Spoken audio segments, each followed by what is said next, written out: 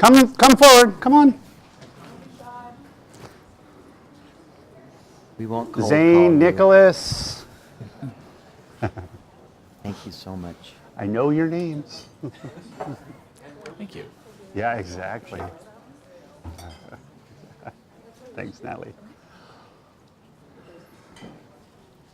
Couple folks getting wine. I don't want people to be deprived. Hi there.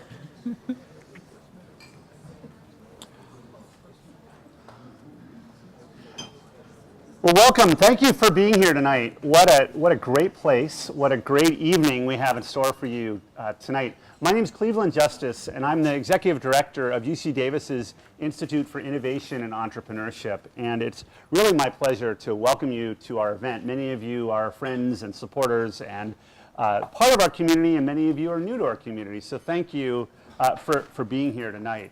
The focus for this evening's conversation is really around innovation and entrepreneurship, and I can't imagine a better place than SYPartners office. I mean, what an incredible spot here. And before we start, I'd like to just offer a huge shout out to Lisa Maulhardt and her team for SYPartners for putting on and sponsoring this event. So, and it was a huge cadre of SYPartners teams, not only Lisa, but Natalie, Abby, Sarah, Emily, Levi, Mo, Mel, and Sam, and probably others I didn't mention. So again, thank you for being a wonderful hostess. The purpose of tonight's evening is really to shine a light on student, faculty, staff, entrepreneurs from this great community of UCDavis. We're also hoping to have a rich conversation with our distinguished panel focused on the issue of collaboration for impact. And Lisa and I were brainstorming about tonight's event, and we decided that we wanted to focus on this topic of collaboration because our focus at the Institute is on early stage entrepreneurs. And one of the keys to success for early stage entrepreneurs is this ability to collaborate, and collaborate in very unusual, very different ways. And it's not something that you can learn necessarily in a PhD program or an MBA program, but it's something you learn the hard way. And hopefully our panel will give us some advice from some of their successes and failures. Before we kind of kick off the panel, I just want to share a little bit of some more thanks and then a little bit about what we're doing at the Institute. First of all, I'd like to thank many of you are sponsors and supporters and mentors of the entrepreneurs in our program. And you've given tireless hours, time. It's been great talking to people this evening about the successes that have come from our programs. Companies started, entrepreneurs supported, and businesses launched. In particular, I'd just like to call out a number of our supporters that have financially supported us over the years. First and foremost, SYPartners, who's our host and sponsor tonight. Art Sioka, I just was talking to you. Art, thank you for your great leadership over the years. Brian Woodall and Lamplighter Financial, who I don't see here tonight. Wilmer Hale, Morrison Forrester, Squire Patton Boggs, the UCDavis Office of Research. There's a number of you from Office of Research. Thank you. DLA Piper, Dow Chemical. Where's Dow Chemical? Thank you very much, Steve, for being here. And of course, the UCDavis Graduate School of Management, among many others. And probably our newest donor, the Bay Area Council. So thank you very much, Jim, for your support. We also have a number of our students and alums from our programs. Thank you for all the inspiration and support you give us. Before we turn it over to the panel, I'd just like to give you a quick update about what we're doing at the Institute for Innovation and Entrepreneurship. Those of you who are not familiar with our work, we started about 9 years ago with one MBA class with a number of scientists and engineers. It almost snuck into the MBA class with our faculty director.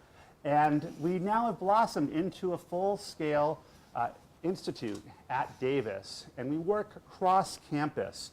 We run 3 to 4 entrepreneurial boot camps every year. We have an incredible business competition. We have an Angels on Campus mentoring program. We have a business development fellowship program for PhD and master's students that can take classes with our MBAs. And we have a sustainable ag tech innovation center. We have more than 1,100 alumni over the years, and most of those alums are working in the Bay Area primarily, and many also in the Sacramento region. Our focus at our institute is really leveraging the great talent of UCDavis. We have the incredible talents in veterinary medicine, human medicine, agriculture, engineering, and environmental sciences. As you know, we have the world's leading public veterinary school in the world, one of the top agriculture schools in the world, and a world-class medical and engineering talent. And we're not a university that's known for its entrepreneurship. Typically we are known for industry partnerships, but that's changing very rapidly, and it's an exciting time to be working at this university with an amazing chancellor and a great president of the system. One of the things that is probably most rewarding about our work, the staff, is working and seeing some of the successes that come out of our programs. One of the recent ones, we had our business competition in the spring, our Big Bang competition. Where's Ben? Who's our winner? Thanks, Benjamin. Benjamin, yeah, give it up. Benjamin won our business competition in the spring. We gave him a modest award, and he's leveraged that with probably 30-fold with angel investments that he made through our programs. And it's an incredible success story of an innovation in an endotracheal tube, which doesn't sound particularly exciting unless you happen to be the bedridden patient or that person is a member of your family. And I just really love seeing success stories. Another of our companies that many of you may have spoken to that was out here is Zazaska. Where's our team? Rashmi, thank you. Zazaska is, their team won the People's Choice Award, and part of their team is in Malawi right now. Is that right? Zambia right now with the technology that they were that they won with, and they've gotten some interest from a number of large companies in helping them scale their technology, which is pretty amazing. I'm going to stop talking and I'm going to turn it over to Lisa. But one of the things I will say is, if you haven't connected with us recently in a regular way, please make sure you see one of our staff. We have these very fancy tags on.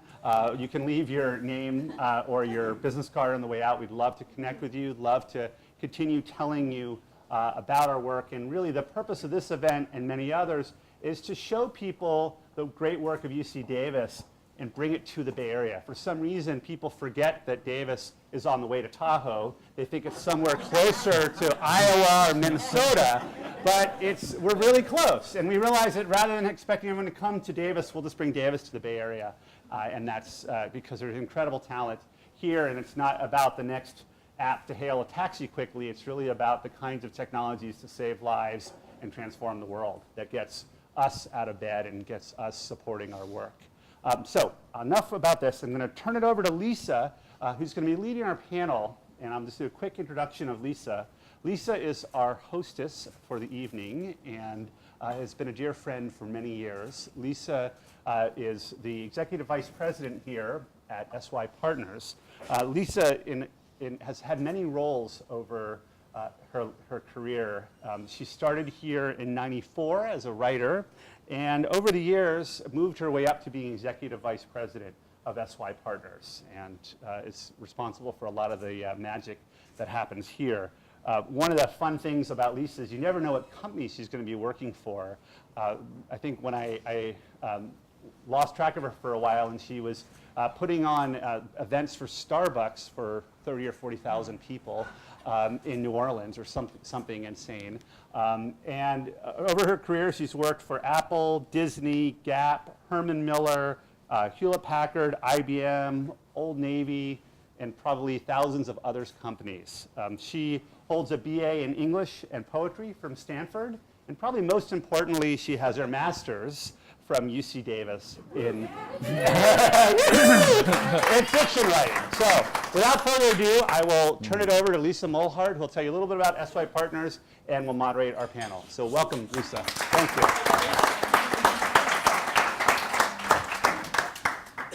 Hi, everyone. For those of you who are standing and want a seat, feel free to come up. This is a good time. You won't be interrupting anything. Will won't cold call you. Yeah, don't worry. No one's going to get called on. We all have microphones because we're recording this tonight so that if Davis wants to use it or SYP wants to use snippets of it, it's being video recorded. So that's thus the microphone. So we'll project so you can all hear. And if the Davis people are wearing the fancy name tags, the SYP people are wearing the magnetic ones. So if you guys have questions about anything tonight, feel free to seek one of us out. I thought I'd just explain for a second why this is happening here. Besides my personal affinity for Davis, which is a school I'm very fond of, and because of my relationship with Cleve, we aren't really typical for a group of entrepreneurs. And for people who think about entrepreneurship, we are mostly a consulting firm that mostly works with Fortune 100 companies, and our focus is on great leaders. So we have affinity with certain leaders who have certain aspirations for greatness for themselves and for their companies, and hopefully we can make those things be really beneficial for the world together. We also have a products business. We've taken a lot of things we've learned in consulting and made some software products for teams and individuals. But when Cleve and I started talking about doing something, I realized that there were some things we have in common for sure around this topic of collaboration for impact. Because like many entrepreneurs, we care very much about great leaders, and great leaders are at companies of all different levels of maturity. And so hopefully all of you someday might be clients of ours. Who knows? We also care very much about innovation that matters. It's a tagline that one of our clients used, IBM. But what I love about Davis and what's coming out of the Institute is that the innovations are about human progress. They're very tangible. They're not digital for the most part. Many of them are, but they're not things that feel ephemeral, like many that come sometimes out of our more local schools. This is about ag, it's about energy, it's about veterinary science. There's something really lovely about that. For us, especially as a company that's really trying to make an impact in the world beyond the sort of elite CEOs of the companies we get to work with, and take it down into more and more people in the world, new audiences, new geographies, whatever it might be. The stuff that's coming out of Davis feels like the stuff we would love to be associated with and to help drive and make scale in the world. So when this topic came up, it just felt right. It felt like the right thing for us to be talking about. We just had our 20-year anniversary, and it was a moment to reflect as a company on what we want to do for the next 10. And we really thought about this idea of impact and what it should be about, and how should collaboration fit into our own company as we try to scale what we do beyond what we do today. And so we were thrilled when the topic kind of evolved and we got to have these wonderful people who have some lessons for us about collaboration, especially unusual collaborations, come in and teach us all today. So just a quick introduction, then I'll have them introduce themselves. But our panelists here, it's actually in order of how they're sitting. So Sean George is right here, and Sean is actually a neighbor. He's in this building, which is awesome. Will Rosenzweig, who's in the middle, and Jim Wunderman, who's here from the Bay Area Council, and Will is from Physic Ventures. So what I'd love to start with, you guys, and I'll come sit down next to you, is if each of you could just talk about what your company, what your organization does, and where partnership plays into what you do. That would be a great way to start, since we chose you because of your partnership engagements, or since you chose us. So Sean, why don't you start? All right. Sean George, currently President COO of Invitae. Started the company, I was one of the co-founders about 4.5 years ago. Short version is we make better, faster, cheaper genetic testing. Oh, sorry, everybody's telling me I need to talk louder. Okay, project. Short version is we make better, faster, cheaper genetic testing. Slightly longer version is with some of the recent technology advances in the market, we're utilizing them to consolidate what is otherwise a fragmented, very expensive, kind of longish tail looking industry, really to get accessibility. 10% of the population has an inherited genetic disorder. Less than 1% of the population actually gets tested for one, and it's largely just been historically a matter of access and cost. Which we won't, because it's at some points it can be kind of boring. But if you dig into the details of what we do, it's largely an execution play, and it's really a kind of a merging of technologies play. And I think this is where the collaboration aspect comes in. We employ, even in our company, we have bioinformaticians, medical geneticists, user interface experts, designers, software engineers, genetic counselors, to name a few. People of incredibly diverse backgrounds, each with their own particular history, their own particular baggage, But that's not quite enough. We contract and work with outside software providers, automation engineering firms, outside design firms. There's really I would say in the last 10 years, the ecosystem for tools, just both for company formation and for kind of proof of concept development and market testing, has really blossomed. And I think the key learning, I think for certainly me in the last 15 years has been the faster you can take advantage of those partnerships around you, the faster you can move the core concept of what you're trying to get accomplished out, and then you can kind of knock off the things your investors are looking for, remove market risk, remove technical risk, et cetera, et cetera, et cetera. Till ultimately you're left with us. We're now 4.5 years into it. We raised over $200 million. We're commercially active, growing rapidly.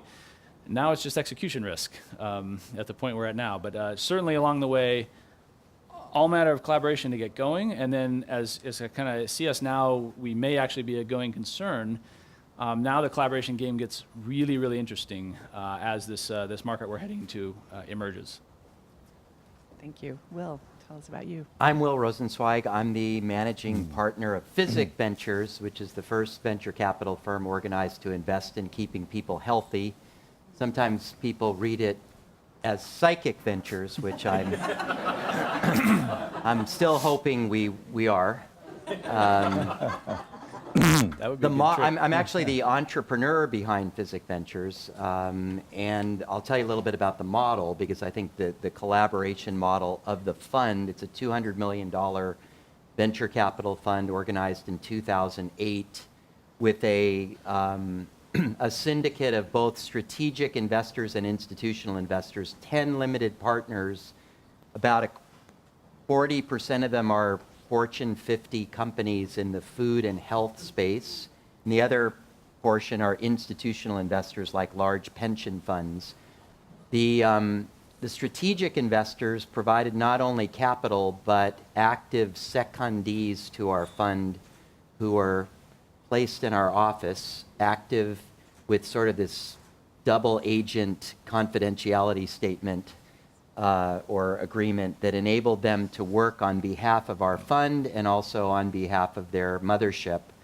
And what we've tried to do is transfer knowledge and insights from both ways, from the entrepreneurial investment team that we have and the limited partner group. So to give you an example, one of our very first investments is in a company called Novomer, which makes biodegradable plastics from renewable feedstocks like CO2 and CO.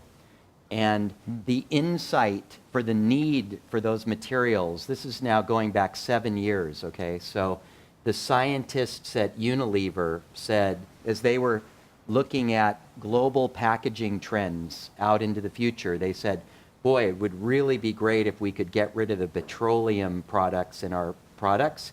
Be really great if they were biodegradable, and it would be really incredible if they hit this kind of price point so that we could use them in shampoo and food bottles. So we had these kinds, I'm simplifying this dramatically, but we had these kinds of conversations, and then through one of our partners, actually, who was the former head of the chemistry department at Berkeley, just a little title like that, he helped us identify a scientist at Cornell who was working on catalysts that could actually do this. So we were able to take the market insight, the technical identification of a future technology, and then shape the Series A, really, of a company right out of the lab at Cornell, and then guide the technical development now, many years later, to a place where we have real products and real materials. And along the way, we were also able to bring in other strategic collaborators who are, experienced in specialty chemicals. And now we're just at the point where we've brought in a large Saudi Arabian company to build the $40 million plant that needs to be created. And what was really interesting, the other thing that's interesting about this company is that the investors put in, unlike yours, only $25 million in capital. And the government, the US government, ARPA-E, put in $26 million in non-dilutive financing. And probably, most ironically, the company will probably be acquired by a Middle Eastern company. So it's a very, I mean, I can talk more about it, but it's a very interesting story of collaboration on many different, dimensions. Thank you. Jim, how about you? Introduce yourself. Well, thank you for inviting me in Cleveland and SYPartners. Very impressive work you do here. And my name is Jim Wunderman, and as stated, I'm the president and CEO of the Bay Area Council. And so we are a regional business-sponsored public policy organization. We have about 300 member companies, and they tend to be large companies, larger or very large companies from all sectors here in the Bay Area, and they come together for common purpose to make the Bay Area a more economically viable and sustainable place. And we've been doing this, I haven't been doing it for 70 years, but we've been doing it for almost 70 years. It was the end of World War II creation. Back in World War II, this was a war economy region, and the folks like the Bechtels and the Kaisers who were in that saw the future, and the governor at the time was Earl Warren, who went on to become the Chief Justice of the Supreme Court. And in that collaboration between the governor and the business leaders of the day, they came together to think about the future of the Bay Area. At that time, San Francisco had a population of about 750,000, which is close to what it has today. San Jose was less than 50,000 and was largely farmland. And so they envisioned what the Bay Area, much like Unilever was thinking about, about packaging for the future. We were thinking about packaging the Bay Area for the future to be competitive and how it could grow and so forth. So there were other projects, but the first big project of the Bay Area Council was the creation of a regional mass transit system that came to be known as BART. Back in the 1950s, there was a committee of business people said, we needed that. And in order to create BART, to think through that and to actually deliver it from idea to what you experienced, don't complain about your BART trip today. It's very successful because a lot of people use it, too many, because the area's economy is so hot. But to do that requires involving so many different people at so many levels in a community, and that's everything that we do in the Bay Area Council that's meaningful involves collaboration, because the business community should be a great civic leader, and business people have historically been that. But by ourselves, there's only so much that we can get done. So whether it's working with the government, which is almost always necessary and challenging, whether it's working with various community groups from different stakeholders, different parts of the region, academia, you name it, we work with different groups. We tend to be a convener, pretty good at it, and try to come out with some good outcomes. This last year, we negotiated an agreement between the major employers in the region like Google and Facebook and LinkedIn and Genentech and the city of San Francisco to solve the problem of the shuttle buses and how that could operate in San Francisco and how we could actually grow this privately financed transportation system that's become a mainstay in the Bay Area. And it's a really difficult thing to do. There's a lot of political overtones to it, and you can't do this kind of thing without bringing a lot of folks together, having open conversations, taking some heat, thinking through things differently than you start in the beginning, which is often the value of a collaboration, is that, as difficult as it could be to do, you get different ideas on the table, and some of them are better than the ideas you had in the first place. And so, that's the kind of work we do. We do it in a bunch of different areas. And water policy, we just voted for this thing called Prop 1. This is the ultimate collaboration. We all know, Mark Twain said, whiskey is made for drinking and water is meant for fighting. And so we've been working for years on the collaboration of interests in California to try to come up with a deal on how we could update and make safe and reliable California's water system. And this year we actually got that done, got it on the ballot, and passed it. And now we haven't solved this problem, but we're taking some positive steps. That measure doesn't include, nothing about that measure is something to make everybody happy, maybe the governor, but everybody else, has a piece of it that they like and a piece that they don't like, but that's what it takes. And without bringing folks together, you can't get that done. And the Bay Area Council's role is often that convener. We may have a strong view of something, but often the best, our core competency is often around actually creating the collaboration and enabling people to participate in it. So, we do that on the public front, and we do it with, in terms of our own members, with very high-level business people who become involved in these things, and the participation of major corporate CEOs just kind of being involved and being in the room has a tendency at times to move the needle on some tough issues. So that's what we do. That's complicated and interesting, and I can imagine that if maybe what's happening for you is happening for me, where I'm picturing some of these meetings where these conversations are happening with all these different stakeholders in the room. And I would say, Jim, as a convener, what makes for a good partner? So you've had to partner with all or see a lot of different partnerships happen. You probably can sniff out the stinkers and know when someone's going to be a great partner. And so as guidance to entrepreneurs and others in the room, my own company, what makes for a good partner, and how do you see it, and what do you do to nurture that? Well, there's a lot of different ways and theories about that. From my experience, it's important to come into a collaboration, or particularly a partnership, with a shared set of values, so that you really want the same things, and you have this more or less, not exactly, but more or less the same beliefs and goals. Sometimes the objectives are a little different, but the overall goal should be the same, so you're going to the same place. I think qualitatively it's good to have partners who bring something to the table. Sometimes in political situations, you may choose to partner up because you perceive that somebody brings some group that you need to have. But if there's not a qualitative essence to the arrangement, it has a tendency to fall flat. So everybody should be bringing something to the party. And I think there's a need to have at least a certain level of trust. It doesn't mean you have to be absolutely trustworthy of the partner, because that would be a fool's errand to believe you can trust everybody all the time who isn't part of your actual domain. But for the most part, it's good to have some experience with the group, or have a reason to believe that when the chips are down, that you're not going to be undermined in some way or exposed in some way that's going to be hurtful to the overall mission and to your organization. Yeah, that makes a lot of sense. Sean or Will, would you add anything to that, or even disagree with anything? I'm curious. I like to look for, sorry. I like to make sure that in the partnership that the parties know what they want, what they're good at and what they're not good at, and the limits of their appetite.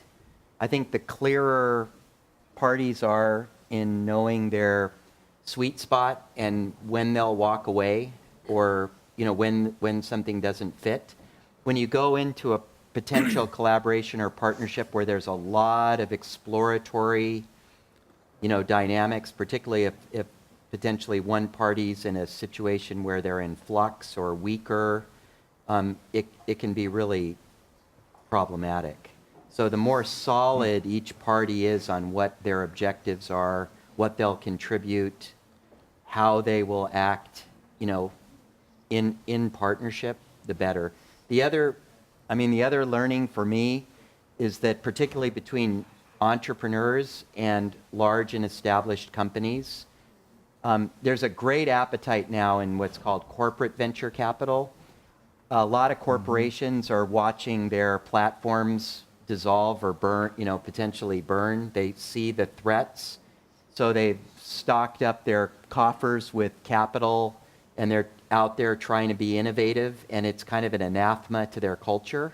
It's just once a company gets to a scale where it's optimizing its business and its activities and it's operating at a global scale, it's very hard to do things that are small and nimble. But inevitably, every large company feels like they need to be doing that.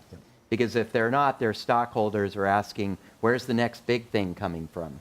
So my greatest lesson has been, you've got to work with the CEO of the company that you're partnering with if you're trying anything new or innovative. You've got to have the cover of the person at the top. And you've got to have a long runway, much longer than a quarterly report of earnings, to get something going. You just described exactly what we do in our consulting practice, which is why it's those people's faces on the board that we're working with. But Sean, how about you? What do you think? I would. You're not mic'd, actually. There's no I know. amplification. I'm miking. Oh, I'm talking into this for Oh, the thing, okay. but I should speak Sorry. up. You're right. Okay. You're right. Sorry. Anyway, Sean. I would only add, I think, and again, admittedly, I tend to be in smaller scale, urgent partnership situations. For me, I think kind of zero-sum thinking kind of is an immediate sign that we should just move on. I think that's kind of, unless you're industry giants battling for the last % margin in a otherwise slower growing industry, zero-sum thinking is a sure sign that it's just going to be too hard to create any value with your partner that's worth splitting up in the end anyway. And I think kind of hand in hand with that is, well, I agree. I mean, you need to make sure you're not being taken. But I think also from the perspective of an entrepreneur or an innovator, on the smaller end of that equation that Will was talking about, I think to that end, I think it's always, things move a lot faster if you are just absolutely clear about what you want. You put it all out on the table. The partner can take it or leave it. You're basically putting your best offer out. And, I find what typically happens if you're kind of playing this coy game of peekaboo, you never actually get to where what the partner would want from you that you didn't understand they wanted from you, and so you end up moving off of your initial value point anyway. Mm-hmm. So I find it's find non-zero sum thinkers and put what you want out there and what you're willing to give into the partnership out there, and then you'll find very quickly you can move to a solution that benefits you, benefits them, and then you can get going on it. And if you can't do that quickly, then again in certain situations, in early stage situations, then you don't have the time. You don't have the time to mess around with it anyway. So that's kind of my thoughts on it. A lot of what all of the companies that might be represented in the room and a lot of what these guys deal with at some level is some kind of cross-sector partnership, right? Whether it's regulatory with private, whether it's government with business. I'm curious, what holds people back from engaging in a partnership? So what do you see happens? Where do people drag their feet? I think there can be lessons in that for some of us about telltale signs, maybe of a partnership that might not be as powerful in the future. I'm kind of curious where you see people, being resistant to partnership. I just finished a tour of duty on a national commission in health promotion and the prevention of chronic disease called the Vitality Commission. And it was about 30 commissioners from different sectors: public health, public policy, academia, business. And, one of the first areas was just language, the public health, the world of public health. Is anyone here from the world of public health? So public health professionals solve population problems. They look at populations and then they develop solutions for populations. Now, entrepreneurs develop solutions for early adopters and they let the population go. They just say, I'll worry about that population later on. So it was very interesting to just get those people in the room together. The language, the mental models was completely different. And then you also saw sort of an inherent distrust from people in the social sector that think one way, and people in the business sector that think another way, and the people in the academic sector. So I guess one of the things I learned in chairing this commission was to develop a common language and not take for granted that people were all speaking the same language, even though we were speaking English. Just our mental models of the way we were approaching, our theory of change, if you will, was very different coming from different sectors. So harmonizing that, in a very overt, explicit way was an important learning. Yeah, and I'd offer, I think, oftentimes one partner will start dragging feet kind of either through negotiations or early stages of the partnership. And certainly in my experience, that usually happens because you haven't really actually baked what the end game is. I think a lot of people a lot of people, companies, teams, whatever, you come up with an idea of why you need a partnership, you kind of map it out, here's what we're looking for, here's what we need. But one or both of the parties don't actually play forward. Let's assume this thing succeeds and plays its course to the end. Where are you? Where are we? And are we both happy with that? And I think a lot of partnerships start off with, here's why we're talking to you in the first place, and this seems like a good idea.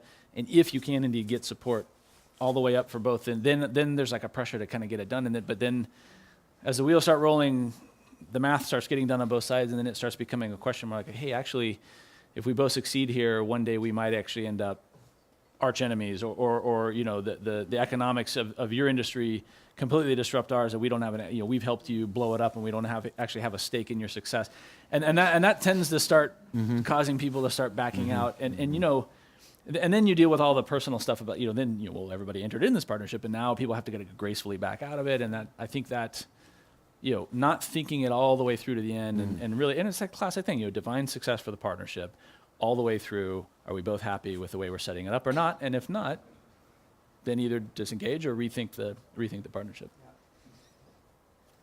Jim, let me start with you on this one. Entering into partnerships kind of requires a special, sometimes I think, can require a special kind of attitude and maybe stomach from leaders. So as leaders of companies, as leaders of efforts and entrepreneurial endeavors, you have to have a certain mindset to be able to go into a partnership and really know that you're going to be able to thrive based on it. So what assumptions do you think leaders need to challenge or toss out in order to get into a partnership and make it thrive, especially a partnership that maybe isn't as typical? So maybe it is between you and the regulator that you're normally thinking of yourself battling.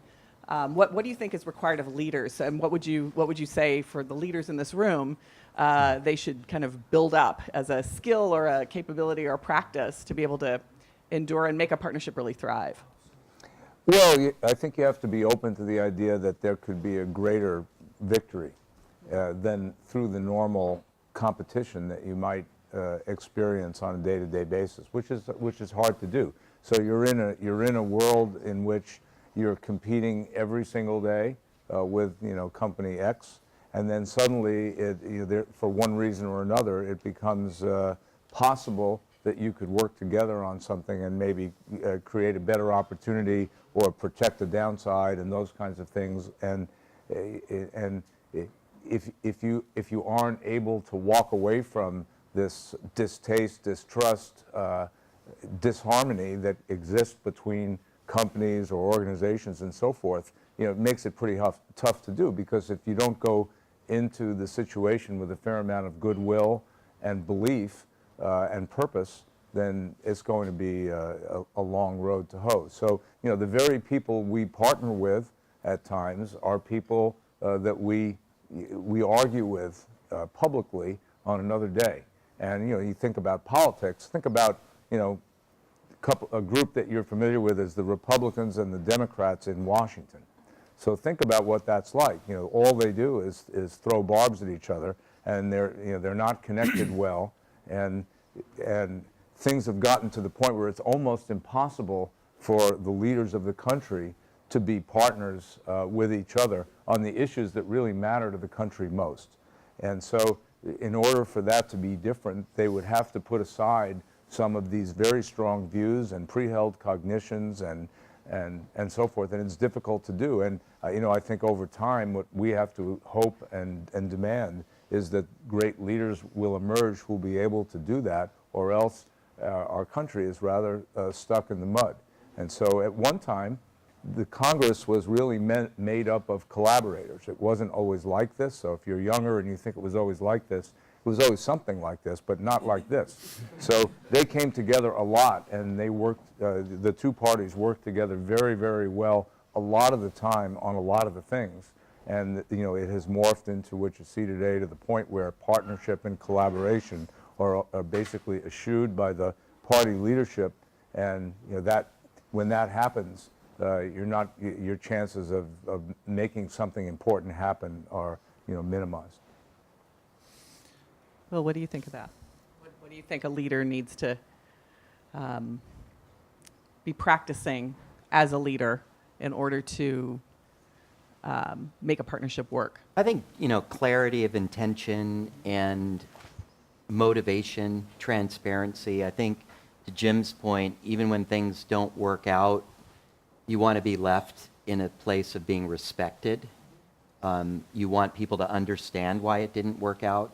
And so I think just being upright, is really the most, critical thing. And I think one of the things I tell young entrepreneurs is that your life and your career is like, it's like a strand of pearls or, a necklace. It's not one event. It's the culmination of a lot of events. And so when one thing, doesn't work out, you're inevitably going to run into that person, again, somewhere, somehow. That's right. And so, this kind of, I think of it as sort of transitioning with honor and grace. So whether things work or they don't work, I think bringing a sense of grace both to a partnership or, ones that don't work is really important. That's put really well. Sean, how about you? You have any thing to add to that? Yeah, I think I kind of building on both of those. I think there's a strong mythology in our neck of the woods that actually, I totally buy into. It runs in my veins. It's why we do what we do. But I think on the leadership front, this is where I think the few examples are held. And if you really want great partnerships to work, I think building on some of this advice is, I think you have to realize your role as a leader has very little to do with you. And it's the firm or the body of people, even a small group of entrepreneurs you represent, up to a larger company or I guess even government you represent. And I think this is where for leaders to really enter into collaborations, I think that removing yourself from the equation is a really key part of it.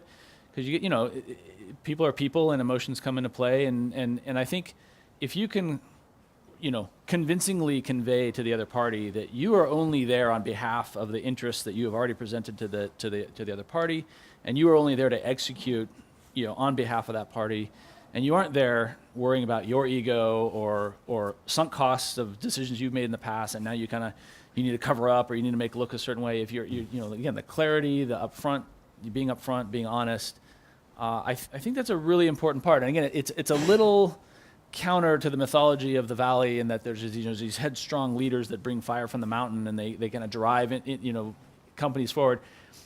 Yes, a handful do, and we write about them and we read about them and everything. But for the most part, the vast majority of entrepreneurial efforts are very team-based approaches, and the leader happens to be the schmuck that was in the seat, and just as good at talking to people and goes out. And I think that's something to keep in mind.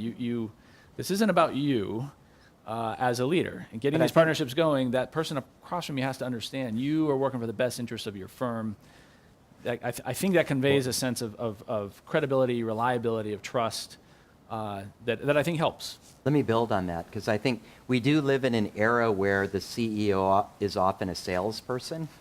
And as such, and we also live in an era where a lot of the CEOs are celebrities. Increasingly in the Valley. So it's really interesting. So when you were talking, Sean, I was thinking of Richard Branson and his spaceship crashing the other day, and immediately tweeting, and then showing up, and then reasserting sort of responsibility, and it's just a really interesting time. So there is a tension there between when the CEO is salesman and creating that expectation or the vision.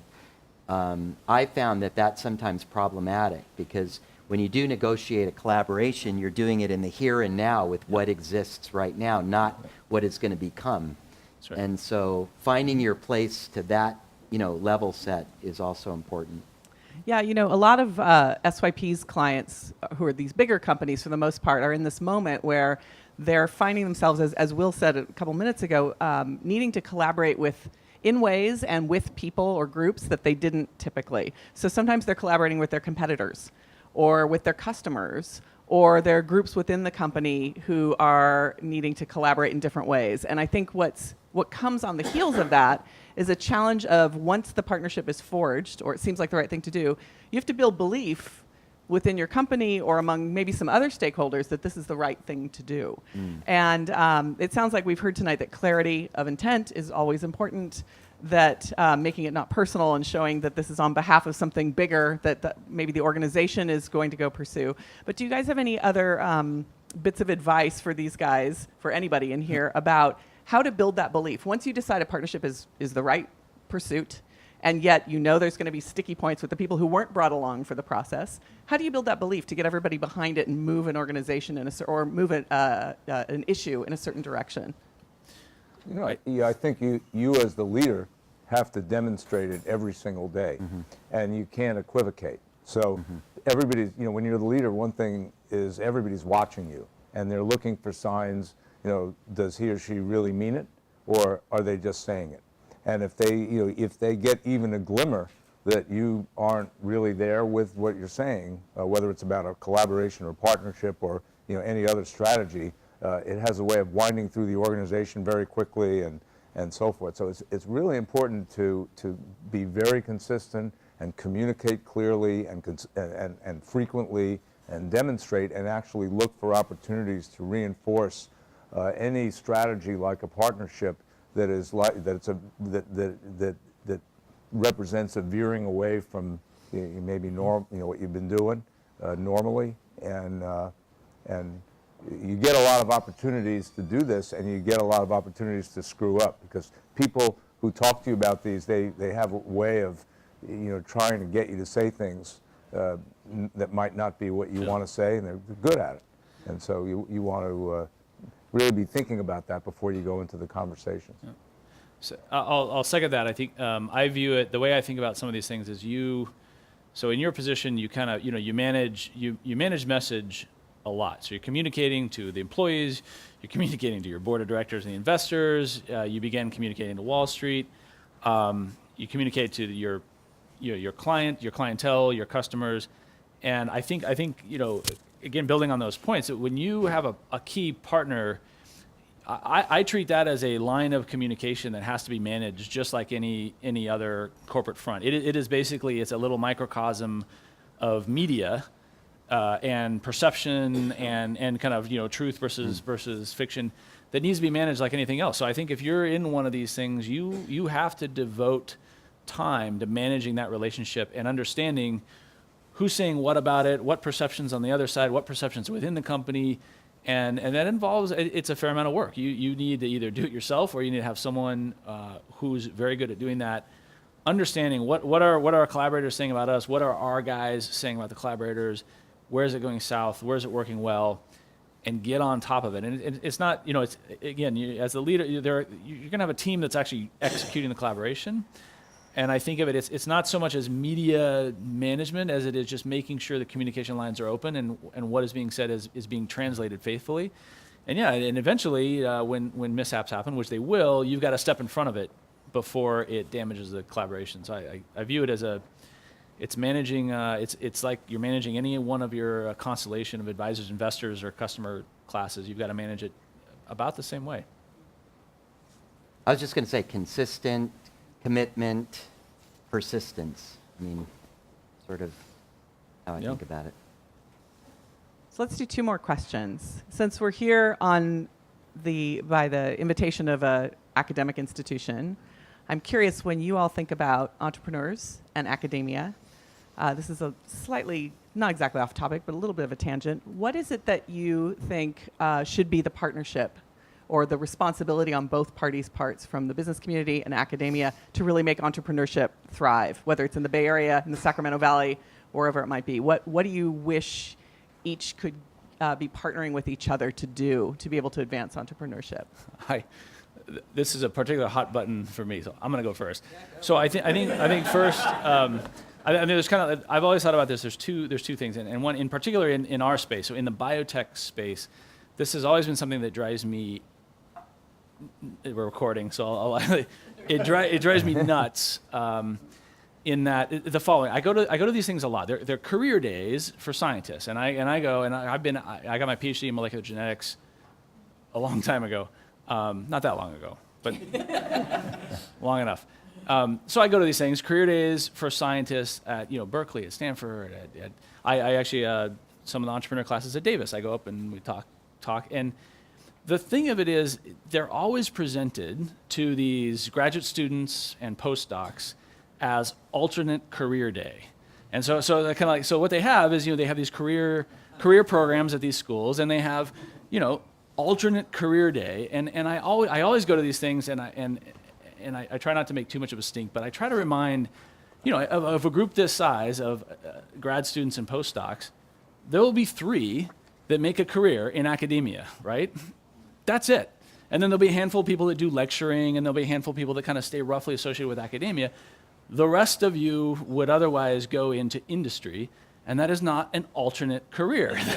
Like, most of the people coming out of our graduate schools, our programs, are going to go into industry, and particularly in biotech. Now, I think tech, computer, nobody needs to get their PhD in computer science to go work at Google, or, so they're kind of evolved past that.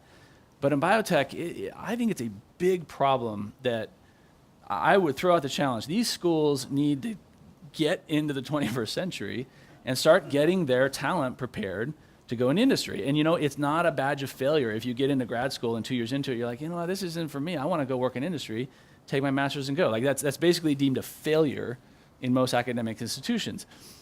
It's insane. So that, like, number one thing is that headset's got to get completely turned around. You could be, I would say, and you can tell I'm animated, but many of our employees, I spent hours and hours and hours talking them down of like this crazy cultural baggage of leaving their graduate program to come to work at Invitae. We've raised $200 million. We've grown from, 5 people to 170 in 4.5 years. We're dramatically disrupting the genetic testing industry. It's not so horrible. It's not so bad. We're making tests accessible. It's just this crazy mindset. I think in the academic sectors of biotech, of the biotech fields, it's got to change. And it's going to change. But I think if there were areas of the country that change that mindset, I think they would do much better by their industry collaborators in the region. That's number one. And then number 2, tech transfer offices. Some are great and some are poor, and it is all the difference in the world. And I think I think there are obvious examples of great tech transfer offices and sure enough, healthy, thriving entrepreneurship sector around them. And then there are other places where there's some really great academic research going on, really smart people, horrible tech transfer offices, and nothing will ever come of it. My 2 cents. I think we've come a long way just in recognizing the cultural, both opportunities and obstacles. So I'm actually on I'm on a governance committee for a new partnership that's actually forming at Davis right now, where a large corporation has come forward to commit tens of millions of dollars to create an innovation center. And it's initially fraught with concern. What is industry doing with this heavy hand on campus, and what's going to happen to IP, and how are decisions going to be made? But it's really interesting that the composition of the governance committee already is quite diverse in terms of perspective. So it's got some academics, it's got some people from industry, it's got some entrepreneurs, it's got, so it's some scientists, it's got some good, mix. So I think, we're coming a long way in sort of moving upstream to understand what are the conditions for success for a collaboration, and this notion of making sure everybody's in the room and represented and has a voice, and then facilitating kind of what I like to think of as cross-pollination. To me, that's where innovation comes from. And then also being really, to me, the most successful people are the ones that are most humble about their weaknesses. So when you're sitting like with a bunch of powerful people at a big institution, and the top person can say, we really suck at that. We're really not good at that. And, right. Sort of put that on the table, that sort of creates an opening for, shaping something new to take form from a bunch of existing perspectives. That's really how locally there's this QB3 incubator effort. And that's, so Doug Crawford, I've known him for a while. That's exactly how that started. He and Regis Kelly, they sat down and they said, here we are. Stanford is just churning out companies left and right, and you Berkeley and UCSF, and you got we are not doing this very well. And they invested, they got all together, they got the right group of people in the room, the venture side, the government side, they got the city involved on space, and then sure enough, 5 years later, I think. We're a product of QB3. Siluria is a big now an energy company. Like there were two guys sitting in the desk next to us, and there's now a burgeoning entrepreneurship community growing up around that. And I think it really did start with like, gosh, we're not good at this. What do we need to do to make this happen? And then the will to do it. I was at an event last night, San Francisco Business Times, where Reg Kelly got the Lifetime Achievement Award for his work there. And we gave him an award a few years ago, which is a Business Hall of Fame award. And people question, why are you giving it to Reg Kelly? He's an academic. And so we said, well, because look at the effect his leadership is having on the economy and enabling this whole new industry to blossom in San Francisco and make this all possible.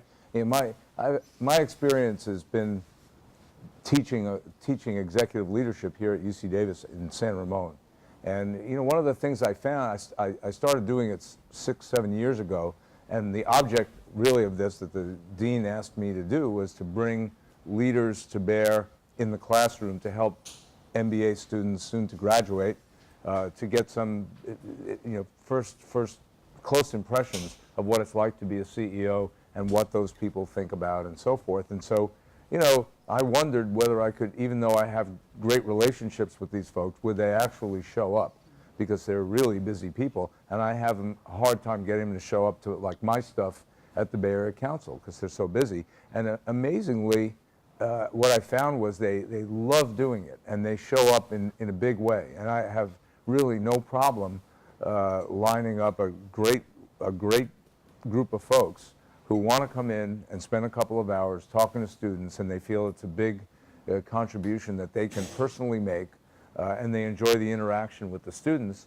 And so I think in general, these leaders understand, these are not all entrepreneurs per se in the class. Some of them work for similar big companies as the CEOs do, but not all. And I think they're particularly interested in many cases of the folks who would become involved in startups and maybe take a different path as a result of the education and experience they get from the MBA program. The other thing we did was about a little over a decade ago, we invented social impact investing. We started a fund called the Bay Area Equity Fund with the dual purpose of market rate returns for venture capital investments and social and environmental benefits, jobs and improvement in communities and investment in low and moderate income communities and those kinds of things. And so we reached out to these companies to invest on the basis that by investing in these companies that would be very different than their own companies, they'd be building the region and enabling a lot of people to have a better life and solve some societal problems. And so we got this fund up and running. We raised the money during the economic downturn in 2002, that era, not an easy thing to do. We invested in companies like Tesla and Pandora and SolarCity. And Revolution Foods, which was two of my students at Berkeley. Hasn't had an exit yet, but is going. Be patient. We were the primary investor. We were the first investor. You were.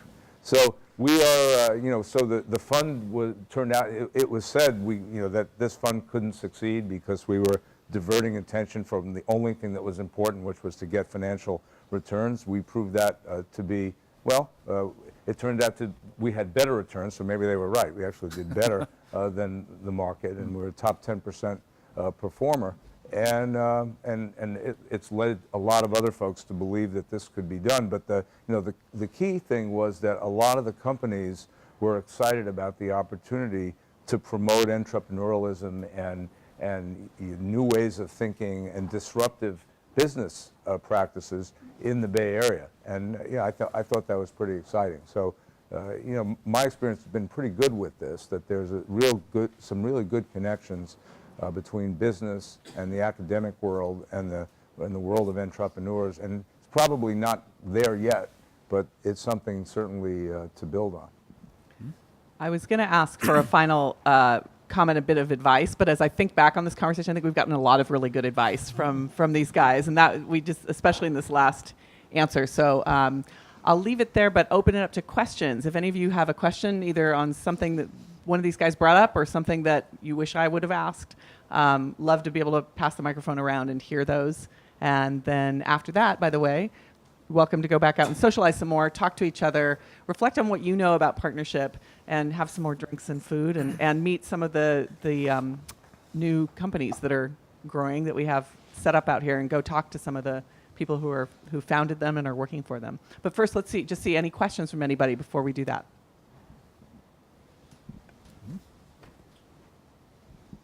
So, Sean, I didn't hear the academic institution you said that sort of found a way to become more entrepreneurial. Sorry, the QB3 effort, which is Berkeley, UCSF, UC Santa Cruz, but I mean, really, it's really a local. It's an office locally, and they've figured out the tech transfer piece. They've got real estate. They've got the city involved. So they've kind of pulled together an environment where they can try to kindle that transfer of intellectual property out of the universities into the entrepreneurial sector. Well, it's funny. So UCDavis, I go up there occasionally for some of the business school classes. I mean, that the places where Davis is strong, it's already been happening. I mean, if you particularly, the people I know in it are kind of in the wine, the wine and the food and the beverage side, but. I mean, a very pragmatic application of domain knowledge into industry. And there's already a history of that. There's no, and I think sounds like now it's just a matter of expanding out into other industries. Question over here. So actually, it's Yeah, just a, okay. So actually, it's a comment just riffing off of what you said. So I'm Associate Vice Chancellor of Technology Management and Corporate Relations at UCDavis, relatively new there. And we actually have a proposal in to President Napolitano, which has been blessed by Reg and others to move QB3 to QB4. Great. With UC Awesome. Davis being part of that. And what really makes us unique and complementary to Berkeley, UCSF, and Santa Cruz is that we bring in the precision animal modeling and the fact that we have all of those clinical aspects for translational medicine at UC Davis. So really represent a step forward for the consortium of 3 campuses to the 4th. And we're pretty confident that it'll be successful and allow us to both shine, but also really work collaboratively with the other campuses in the Northern California region. I think it's great. That's awesome. Is there Let's just do one more. one more? Anybody else? Question? This may just be for Sean. Speak up just a little bit. This may just be for Sean. If you think back to the garage type days where things were just an idea, what's maybe the one thing that you would redo or do differently to really get jump started? Yeah. No, I think that's just, there are so many mistakes along the way, and then so many lucky turns, and then so many things that you and your team do brilliantly. It's really hard to kind of second guess kind of what you would do differently. I mean, yeah, no, I think that's just kind of, that's how the path goes. The path, you're just trying to stay alive. You got 6 months of funding, and then you've got a year of funding, and then you go down, and then you're being bridged out, and you're being hosed by everybody, and you're just like, now we got 2 weeks of funding, and then all of a sudden there's a company trying to acquire you. Should you take that now? And now all of a sudden, now the money comes back on the table, and at any point in time. So I was thinking a little bit more like the partnership. Okay, sorry. So yeah, no. So on the partnership front, yeah, I guess the one thing that has been bouncing around in my mind is at the early stage, I think the things you have to think of is that, in general, 2 startups collaborating is dangerous. I mean, unless you know that you are building a brand new industry and that the 2 of you together will thrive in it, I think 2 startups collaborating is really tough. And as I look back, when we did that, it actually turned out pretty well, but could have gone even better if kind of you realize it's kind of like, you got married too early, right? You're 15 years old and you got married, right? And the thing is, it's kind of like, hey, this is going to be a great fling, but it's going to end. And I think when you're doing that, you're a young company and you're with another young company. The way, in particular, the thing I'm thinking about is SYPartners, which is it's a software company, and we had a great collaboration for about 2.5 years, and then their business started going this way, and we started going this way, and then it took an uncomfortable 6 months, and then we had to break up, right? I think, though, thinking back, kind of just knowing, if you're a young company collaborating with a young company, it's almost like, don't even bother with contracts. Don't even bother. It's just like, look, we're in it. It's going to be a hot fling, and it's going to be awesome. And then it may end at any point in time. And it would have saved a lot of time and a lot of... And then on the other hand, I think on the other, like I'm thinking about the acquisition route or some of the bigger companies in our space, that dancing with the elephants thing, I think looking back, I would have done less of it. Because it's uncomfortable there under the elephant, right? You know, I think it looks good from afar. You're like, oh, this big elephant wants to dance with you, and you're like, oh, this is really great, and then you go, and it always takes, like, again, the cultures are off. They're bigger, they're slower, so you spend a lot of time talking. You get down under the elephant, and then it's like, wow, now it just doesn't smell so great down here, and there's like big, like, and you're just like, get me out of here, right? Or look, if this is going to happen, let's make it happen. Otherwise, I got to get out of here. Or we're going to get crushed or worse. And I think, looking back, I would have spent less time under the elephant. Like, just like, I think you still have to do it. Again, I think you still have to go have that dance. But I think it's more that kind of going into it knowing, like, if this isn't going to consummate fast, I got to get out of here, or else I will end up, between the toes. That's looking back. That's where I would have done things a bit differently. Yeah. Well, really great advice and good lessons for me, for our little company even, and this was awesome for all of you. And for the three of you in particular, really thank you with your generosity of your time and your insights. I think it's really great.